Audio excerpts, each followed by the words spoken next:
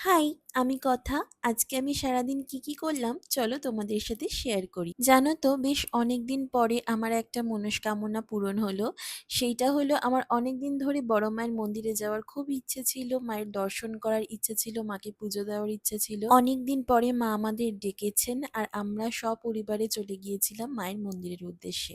আমাদের বাড়ি থেকে মন্দিরের দূরত্ব প্রায় ১.৫ থেকে ২ ঘন্টা ছিল, কিন্তু খুব মনের মধ্যে একটা উত্তেজনা ছিল যে অনেক দিনের একটা ইচ্ছা আমাদের পূরণ হচ্ছে। ফার্স্টেই আমরা ডালা নিয়ে নিলাম আর তারপরে লাইন দিলাম মায়ের মন্দিরের দিকে।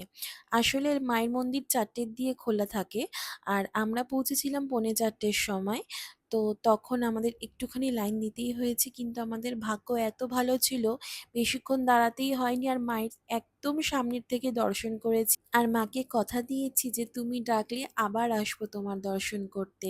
তুমি শুধু আমার পরিবারকে সুস্থ রেখো, সকলের পরিবার সুস্থ রেখো এবং সকলের মনস্কামনা পূরণ করো। এরপরে বেশ খিদে পাচ্ছিল বলে একটা শরবত খেয়ে নিলাম আর এইখানে গঙ্গা আরতি হয়, এখানেই বেশ কয়েকটা ছবি তুললাম, ভিডিও করলাম। এরপর আমি লাঞ্চ করে নিলাম, আমি বাড়ি থেকেই খাবার নিয়ে এসেছিলাম। এরপর একটা মেলাতে গিয়েছিলাম, অনেকদিন পরে ভাই বোনদের সাথে খুব মজা করলাম আর মনটাও খুব রিফ্রেশ লাগছিল। আশা করি আজকের আমার এই ভিডিওর মাধ্যমে তোমরাও মায়ের দর্শন করলে আর তার আশীর্বাদ নিলে। খুব শিগগিরই ফিরে আসবো আরেকটা মিনি ভ্লগ নিয়ে।